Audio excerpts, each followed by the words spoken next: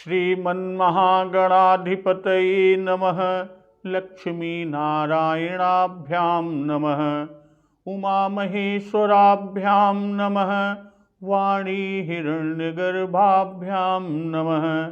शचीपुरन्दराभ्यां नमः। मातापितृचरणकमलेभ्यो नमः। इष्टदेवताभ्यो नमः। कुलदेवताभ्यो नमः। ग्रामदेवताभ्यो नमः। स्थानदेवताभ्यो नमः। वास्तुदेवताभ्यो नमः। सर्वेभ्यो देवेभ्यो नमः। सर्वेभ्यो ब्राह्मणेभ्यो नमः।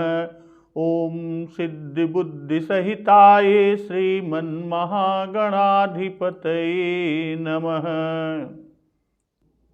कोहबर से चारों कुमार बहुओं के साथ अपने पिता महाराज दशरथ जी के पास आए और फिर महाराज जनक जी ने बहुत प्रकार की रसोई बनवाई कि पुण्य जेवनार भई बहु भांति, पठये जनक बुलाई बराती। और जनक महाराज सभी बरातियों को बुलवा भेजे।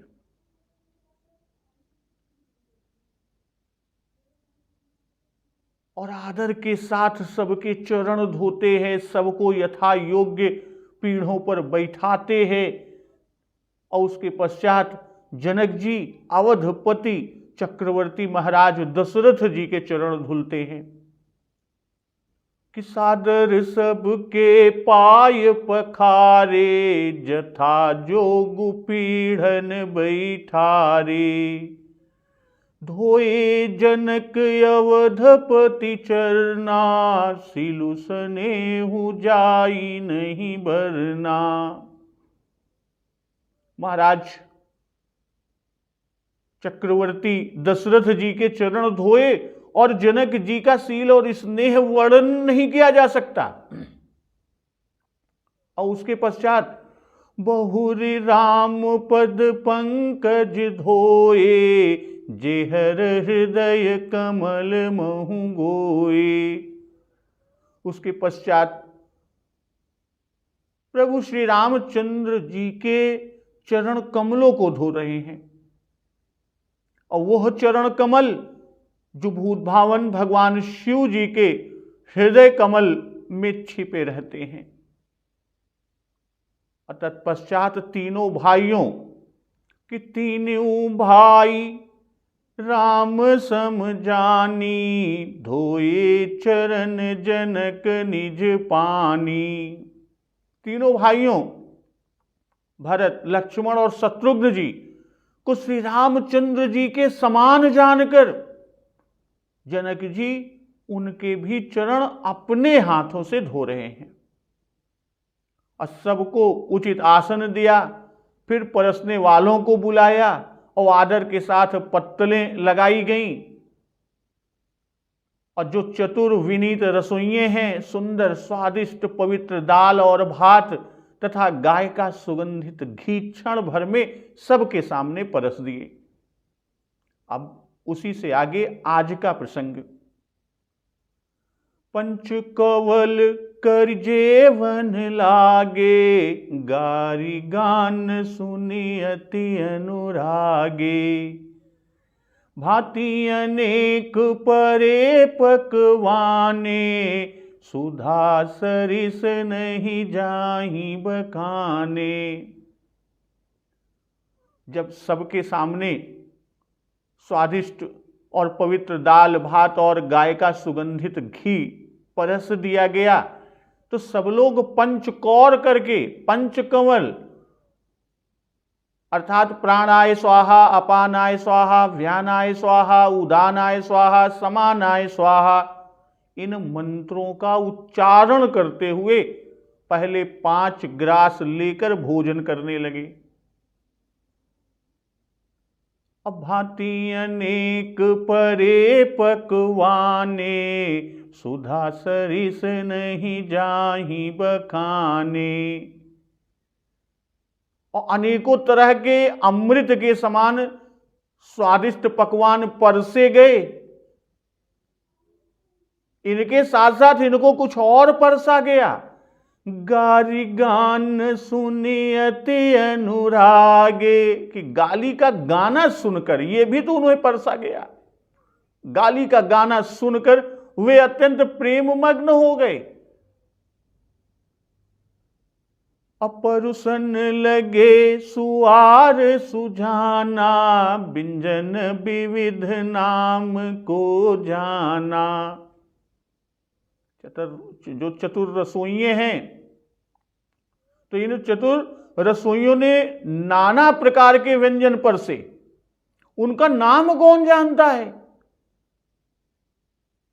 आगे उल्लेख करेंगे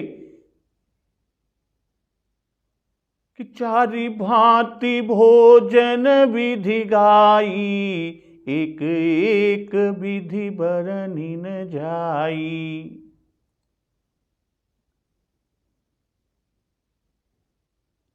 तो अब यहां पर जो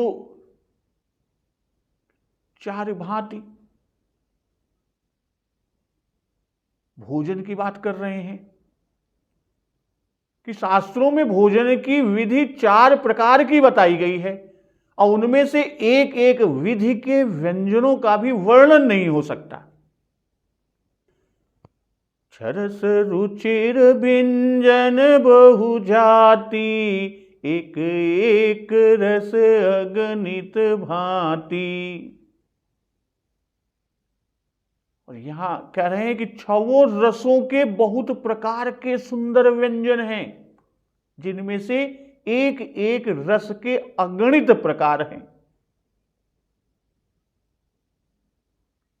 तो जब भोजन परसा गया तो पंच कंवल करि जेवन लागे, गारी गान सुनि अति अनुरागे।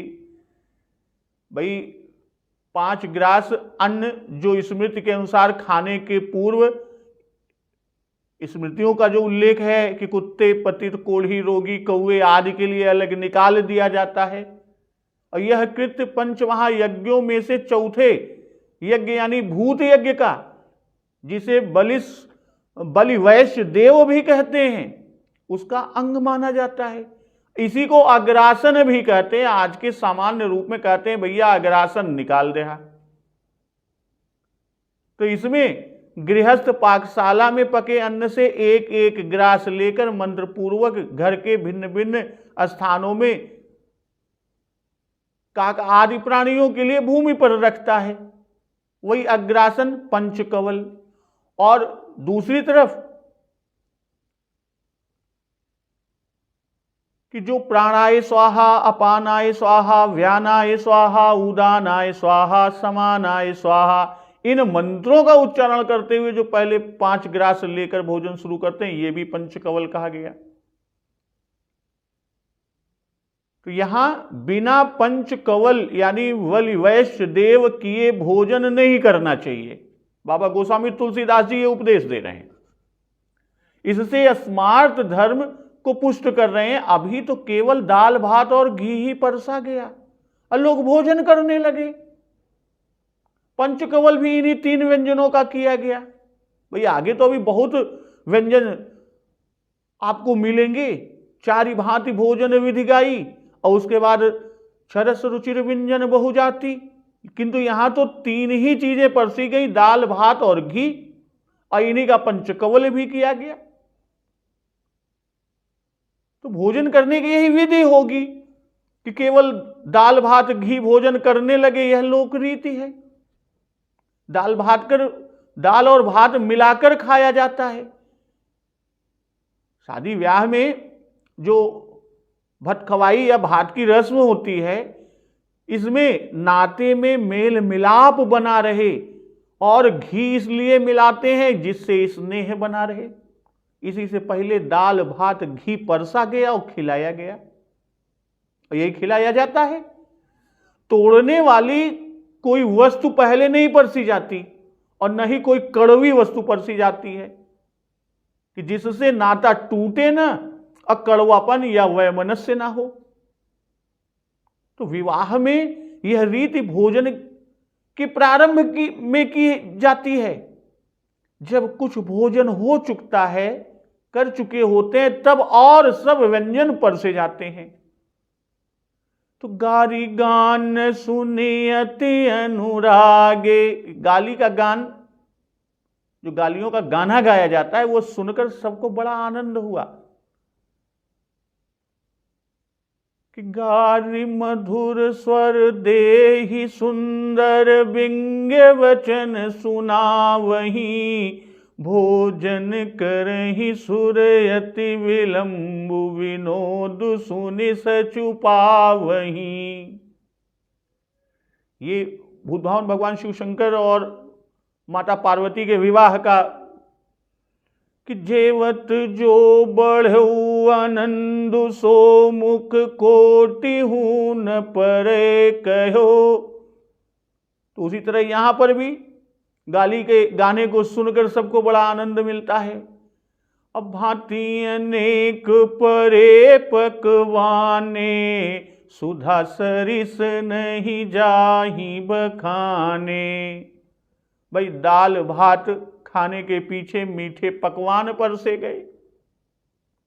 जो कच्ची रसोई खाने वाले थे उनको दाल भात घी परसा गया, और जो कच्ची नहीं खा सकते, पक्की रसोई खाने वाले हैं, उनको पकवान परसे गए। भाई रघुवंशी, क्षत्रिय और जाति के बिरादरी यानी भैयाचारा वाले, भाईचारे के जितने लोग हैं, उनका भोजन दाल भात घी पहले कहे। अब ब्राह्मण पक्की रसोई के खाने वालों का भोजन पीछे बता रहे हैं, क्योंकि लोक रीति है कि बारात में दूल्हा पहले भोजन को आरंभ करता है और तब सारे बाराती भोजन करते हैं। सुधा सरिस नहीं जाए ही बखाने, सुधा सरिस से उसके स्वादिष्ट और मधुर को बता रहे हैं, कितना मधुर और स्वादिष्ट है। अमृत का स्वाद भारी है, इससे स्वाद कहा नहीं जाता। भाई जिसने अमृत पिया हो वही भले कह सके, दूसरे कैसे कह सकता है। और पकवान नाना भांति के हैं।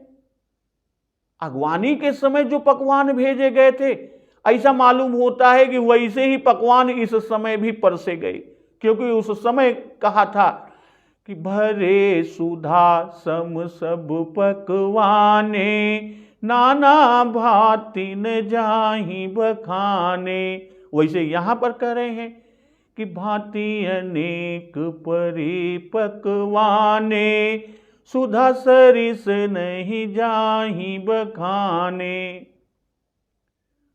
अब आगे जो परसने की बात कर रहे हैं कि परुसन लगे सुआर सुजाना, व्यंजन विविध नाम को जाना। भाई भोजन के पदार्थों का यहाँ 3 बार परसना लिखे। एक बार कि सुपोदन सुरभि, और फिर दूसरी बार लिखे कि भांति अनेक परे पकवाना, और यहां पर जो कह रहे हैं कि परुसन लगे सुआर सुजाना। तो 3 बार परसना कहकर कि भोजन के पदार्थ की 3 कोटियां हैं। एक दाल भात घी है, दूसरी पकवान है और तीसरी व्यंजनों की। तो इसी से 3 बार परसना कहे। और सुजान कि मन की रुचि परसने वाले जान लेते हैं, मांगना ही नहीं पड़ता। जिसको जिस व्यंजन में रुचि है उसको वही बिना मांगे दे देते हैं। जितनी रुचि है उतनी ही देते हैं। कच्ची और पक्की रसोई का विचार रखते हुए परसते हैं, किसी का स्पर्श नहीं होने पाता। भाई पहले दाल भात घी 3 ही पदार्थ परसे गए, इससे बहुत शीघ्र ही परस दिए।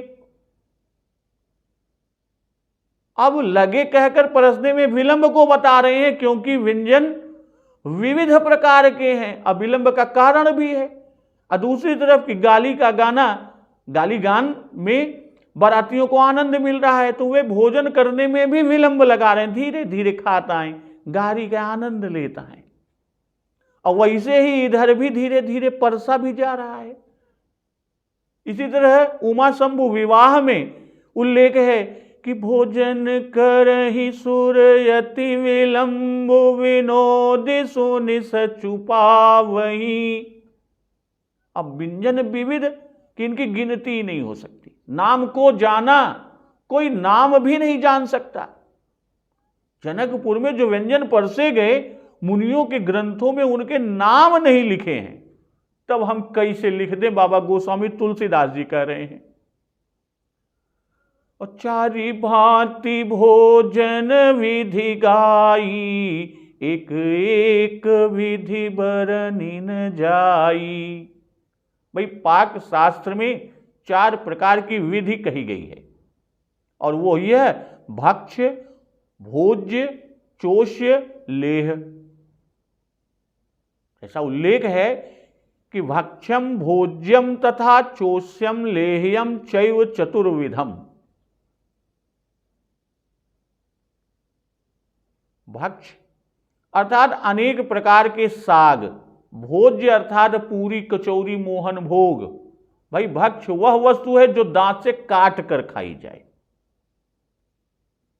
भक्ष्य वह है जो चरवण यानी चबेना की तरह रूखी और स्वादिष्ट हो, जैसे बूंदी, खुरमा, पापड़, समोसा, मठरी, खाजा, बतास फेनी, शकरपाला, लड्डू, दालमोट, सेव आदि। अब भोज्य वह पदार्थ जो मुंह में रखकर खाया जाए, अर्थात सरस खाने योग्य पदार्थ।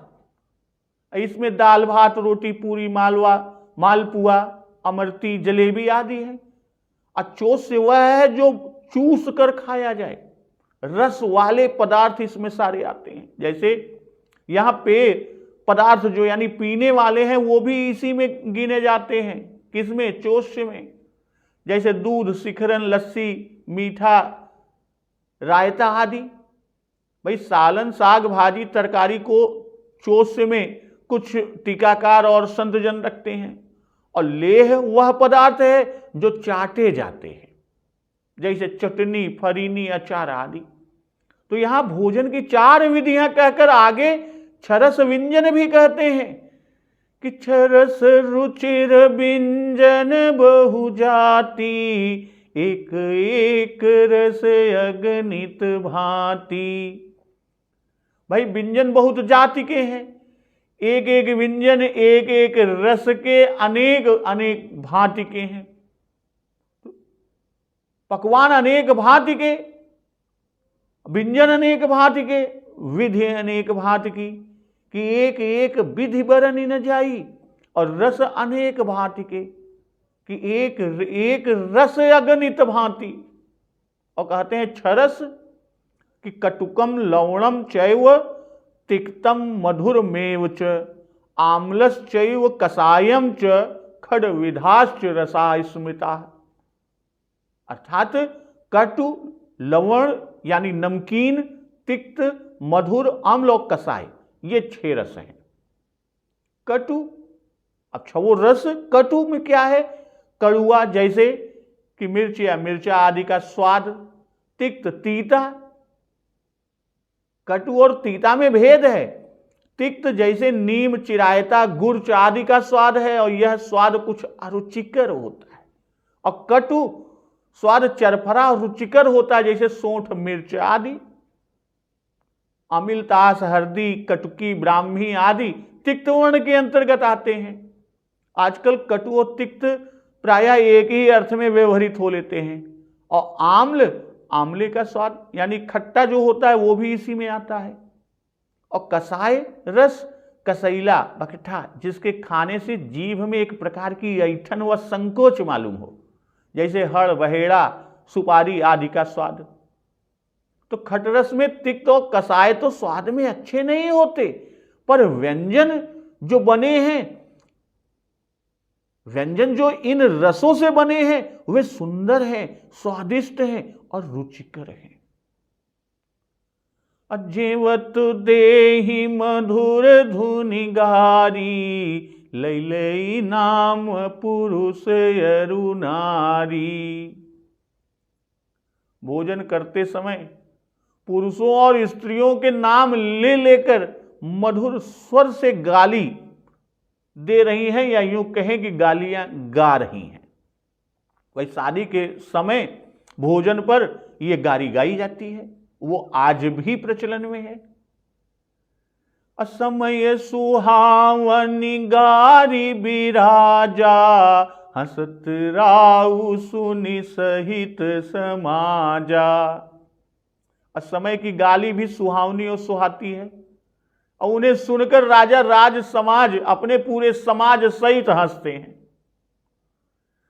एहि विधि सब ही भोजन कीन्हा, आदर सहित आचमनु दीन्हा। इस रीति से सभी ने भोजन किया और आदर सहित उन्हें आचमन दिया गया। देई पान पूजे जनक, दशरथु सहित समाज। जनवासे ही गवने मुदित, सकल भूप सिर ताज। पान देकर राजा जनक जी ने समाज सहित चक्रवर्ती महाराज दशरथ जी की पूजा की, और समस्त राजाओं के सिरताज, सकल भूप सिरताज, चक्रवर्ती जी प्रसन्न होकर जनवासे की ओर चले। तो जेवत देहि मधुर धुनि गारी, लई लई नाम पुरुष अरु नारी।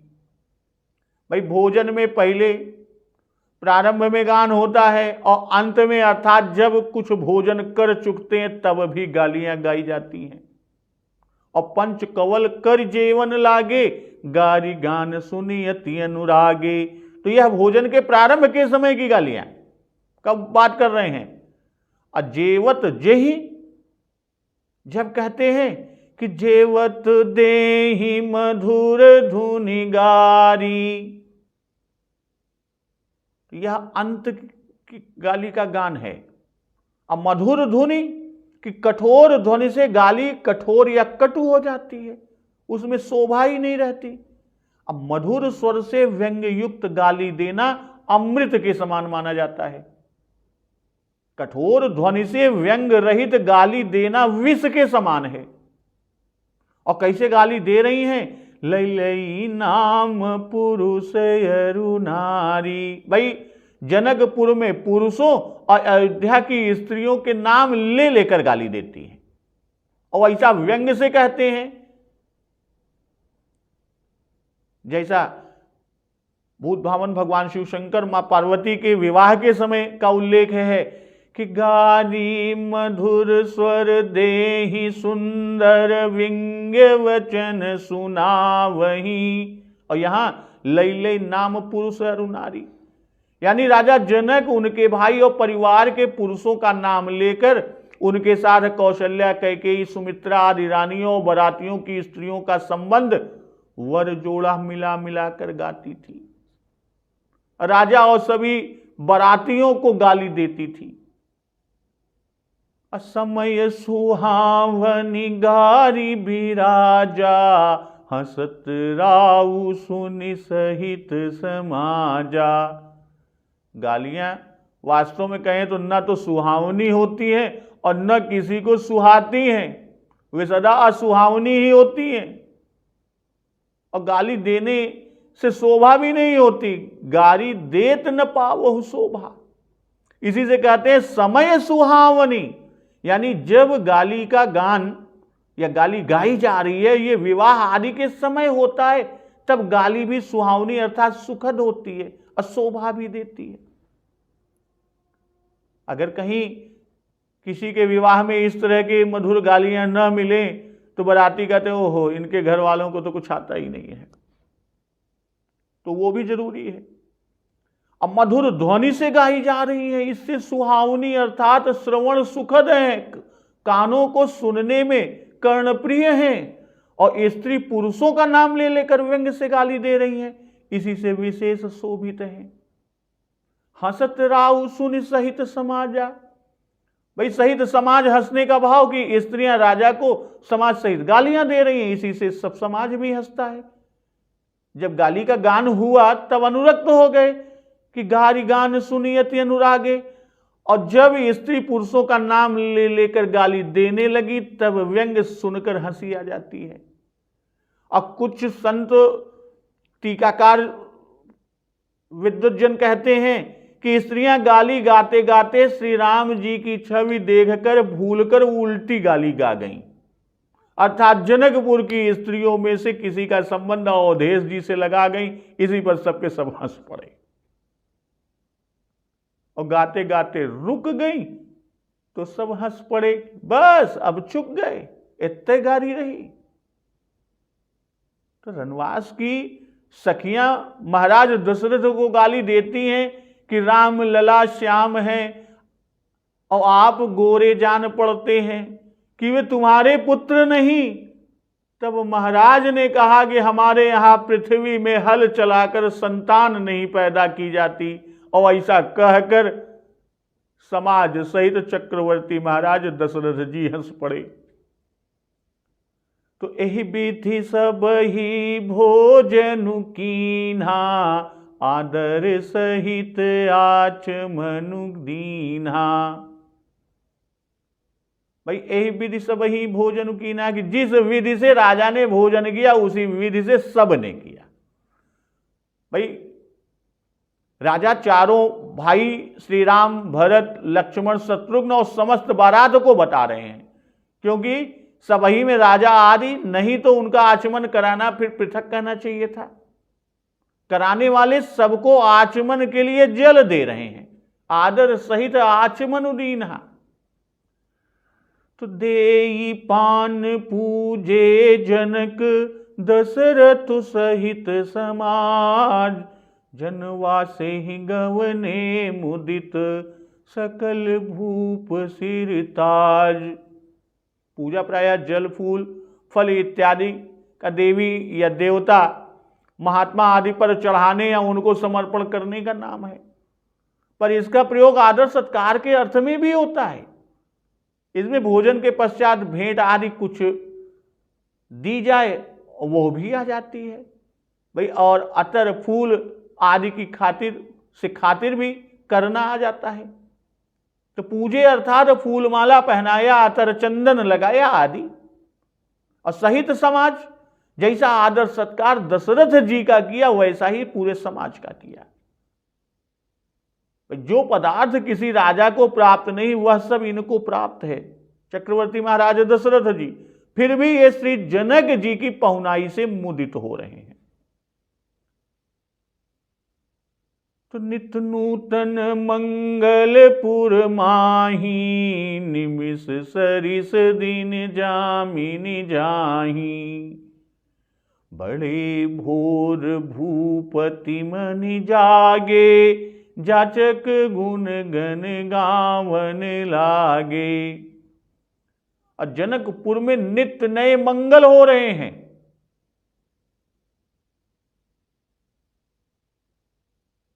दिन और रात पल के समान बीतते जा रहे हैं, पता ही नहीं लग रहा है। अब बड़े भोर भूपति मनि जागे, जाचक गुण गण गावन लागे। अब बहुत तड़के राज शिरोमणि चक्रवर्ती महाराज दशरथ जी जगे और याचक गुणगान गाने लगे। और देखी कुंवर बर बधुन समेता, किम कही जात मोदु मन जेता। और सुंदर चारों राजकुमारों को सुंदर बहुओं के साथ देखकर जो आनंद चक्रवर्ती महाराज दशरथ जी के मन में है वह कैसे कहा जा सके। तो प्रातःक्रिया करिगे गुरु पाही, महाप्रमोद प्रेम मन माही। अब प्रातः काल की नित्य क्रिया करके वे गुरु जी के पास गए और दशरथ जी के मन में महान आनंद और प्रेम भरा हुआ है। कर प्रणाम पूजा कर जोरी, बोले गिरा अमीय जनु भोरी। प्रणाम और पूजा करके हाथ जोड़कर दशरथ जी मानो अमृत में डुबोई हुई वाणी बोल रहे हैं। तो नित नूतन मंगलपुर माही, निमिष सरिस दिन जामिनी जाही। भाई जब जनक जी के घर का मंडप और माणव कहा था, तब पुर का भी मंडप कहा था कि जनक भवन कै शोभा जैसी, गृह गृह प्रतिपुर देखिए तैसी। भाई राजा के मंगल को पुरवासी अपना मंगल मानकर और सभी अपने अपने घर में मंगल करते हैं। तो यहां नित नूतन मंगलपुर माही कि जितने राजकुमार और भी कुमार जो बारात में आए हैं, उन सबका विवाह जनकपुर में नित्य प्रति होता जाता है। और नित्य नया मंगलपुर में होना, भाई पुर में सब कोई बारात अपने यहां रखना चाहता है, सबके घर विवाहोत्सव होता है और उसमें सब कोई बारात को निमंत्रित करते हैं। कहने का जो भाव यहां दिखा रहे हैं कि नित नूतन मंगलपुर माही, इसीलिए नित नूतन मंगल हो रहा है पूरे नगर में। अनिमिष सरिस दिन जामिनी जाही, भाई सुख के दिन शीघ्र बीतते हैं कि सुख समेत संबत दुई साता, पल सम होई कि जान जनी है जाता।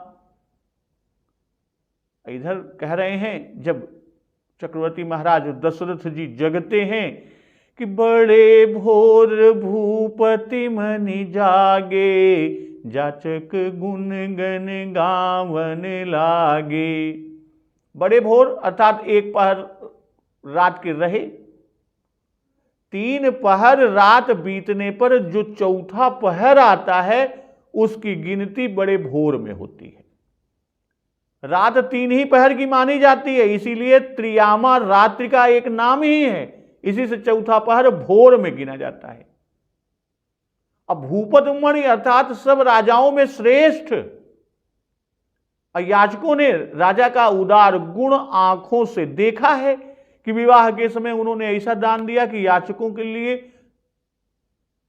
न लिया गया, यानी उनसे ले ही नहीं जाया गया, इतना दे दिए। और इसी से राजा के उदारता आदि का गुण गा रहे हैं। देखी कुंवर बर बधुन समेता, किम कही जात मोदु मन जेता। भाई चारों कुमार और चारों बधुएं राजा से पहले ही जाग कर राजा को प्रणाम करने गए। और इधर प्रातः काल उठ कई रघुनाथा, मातु पिता गुरु नाम ही माथा। ये तो प्रभु श्री राम जी का नित्य कर्म। और गुरु ते पहले जगतपति जागे राम सुजान। विश्वामित्र जी के साथ थे तो गुरु जी से पहले ही वो जग गए थे। और यहां कह रहे हैं कि किमि कही जात मोदु मन जेता, कि वह मन और वाणी से परे की बात है। इसी से कहते ही नहीं बनता। जैसे श्रेष्ठ ये चारों भाई हैं, वैसे ही श्रेष्ठ चारों बहुएं हैं। यह देखकर राजा के को बड़ा मोद हुआ, बड़ा आनंद हुआ। अप्रात क्रिया करिगे गुरु पाही, महाप्रमोद प्रेम मन माही। भाई बधुओं समेत पुत्रों को देखने से आनंद हुआ, मोद हुआ, और गुरु के दर्शन से महाप्रमोद हुआ। भाई गुरु दर्शन से अधिक आनंद हुआ, क्योंकि वाल्मीकि जी का वचन है, कथन है कि तुम ते अधिक गुर ही जिय जानी, सकल भाई से वही सनमानी। सब करी मांग ही एक फलु, राम चरण रति हो, तिनके मन मंदिर बसहूं, सिय रघुनंदन दो। तो गुरु की कृपा और आशीर्वाद से ये सब प्राप्त हुए हैं। तो कर प्रणाम पूजा कर जोरी, बोले गिरा अमिय जनि बोरी। भाई पूजन की सामग्री पुष्प माला चंदन अतर आदि साथ में लिए हुए गए। और यहां राजा की गुरु जी में मन तन वचन तीनों से भक्ति को दिखाया कि महाप्रमोद प्रेम मन माही, यह मन की भक्ति। अकरि प्रणाम पूजा कर जोरी, यह तन की भक्ति। अबोले गिरा अमीय जनु बोरी, यह वचन की भक्ति को दिखाया। और राजा जी कहते हैं कि तुम्हारी कृपा सुनहु मुनि राजा, भयऊ आज मैं पूरन काजा। अब सब वे प्रबोलाई गोसाई, देहु धेनु सब भांति बनाई। कि हे मुनिराज सुनिए, मैं आपकी कृपा से आज पूर्ण काम हुआ, भैया आज मैं पूरन काजा, पूर्ण काम हुआ। और हे गोसाई, अब सब ब्राह्मणों को बुलाकर सब प्रकार से गौओं को अलंकृत कर उन्हें दीजिए। असुन गुर करि महिपाल बढ़ाई, पुनि पठये मुनि वृंद बुलाई। अब गुरुजी ने यह सुनकर राजा की बड़ाई करके फिर मुनियों को बुलवा भेजा।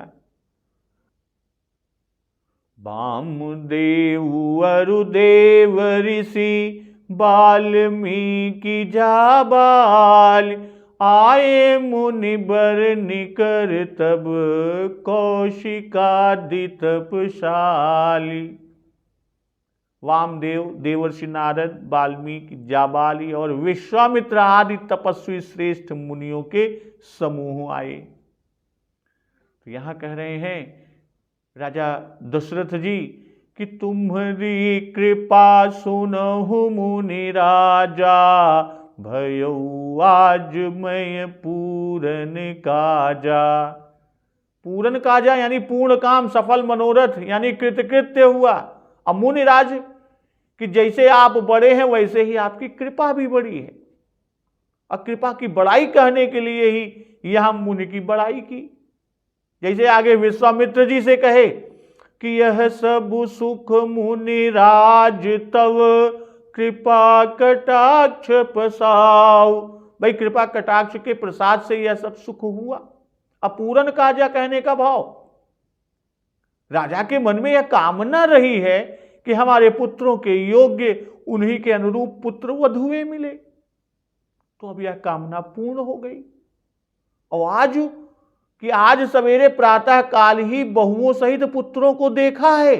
इसी से आज पूर्ण काम होना कहते हैं कि आज सुफल जग जन्म हमारा, देखी तात विधु बदन तुम्हारा। इसीलिए कि अब सब वे प्रबोलाई गोसाई। वशिष्ठ जी से ब्राह्मणों को बुलवाने के लिए महाराज दशरथ जी कहते हैं, क्योंकि गौ अधिकारी ब्राह्मणों को दी जाती है, अनधिकारी को देने से पाप होता है। इसी से ब्राह्मणों को बुलाना ऋषि के अधीन रखा, वशिष्ठ जी के अधीन रखा कि वे ही अधिकारी जान सकते हैं। भाई वेद पाठी, कुलीन, यज्ञादि कर्म धर्मनिष्ठ, क्षमावान, पाप से डरने वाले आदि गुण विशिष्ट ब्राह्मण इस दान के अधिकारी हैं। और वशिष्ठ जी के बुलाने से सब ऋषि मुनि आ सकते हैं। इसी से उन्हीं से बुलवाने को कहा। अब गोसाई बड़े को कहते हैं, यह स्वामी का पर्याय भी है कि आप सब गायों के स्वामी हैं। वशिष्ठ जी से जो कह रहे हैं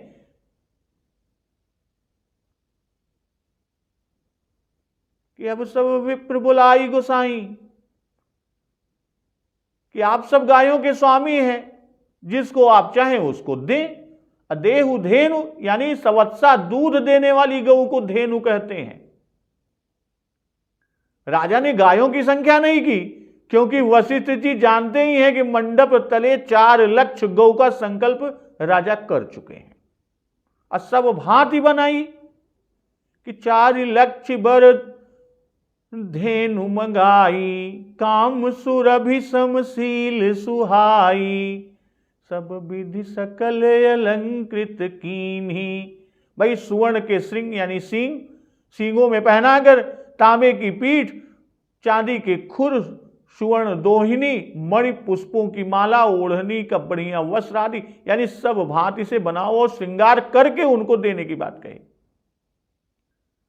भाई अपने एक एक पुत्र के लिए 1-1 लक्ष गौ का संकल्प करके दिया।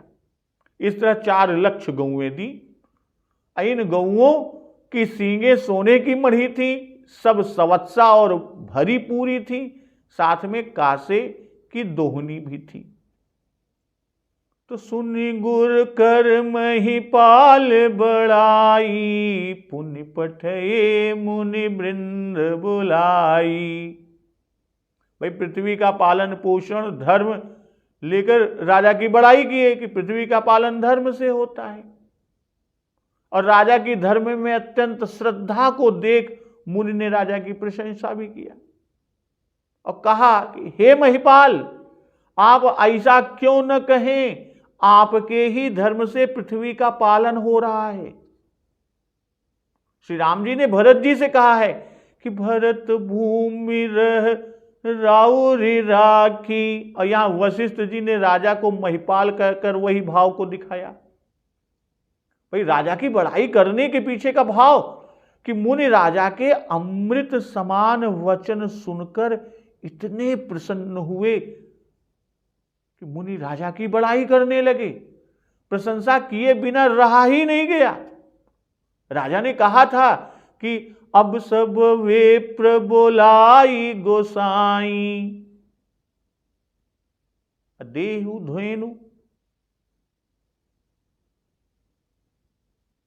तो मुनि राजा का आशय समझ गए कि राजा सब ब्राह्मणों को इसलिए बुलाकर गौ देना चाहते हैं कि जिससे उन्हें सब मुनियों के दर्शन हो जाए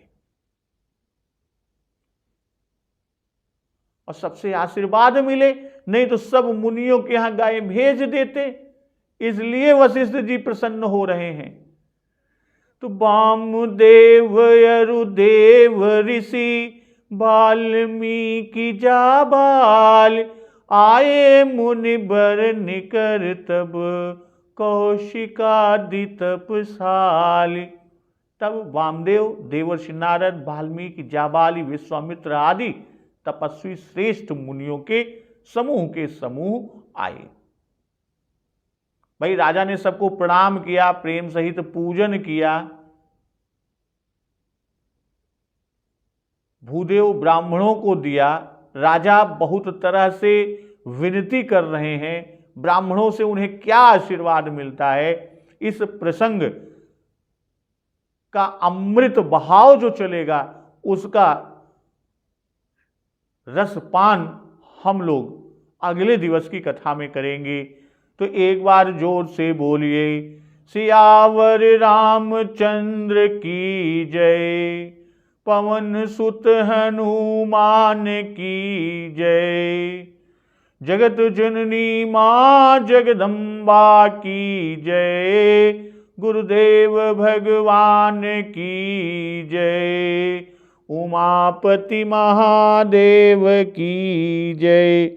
जय श्री राम।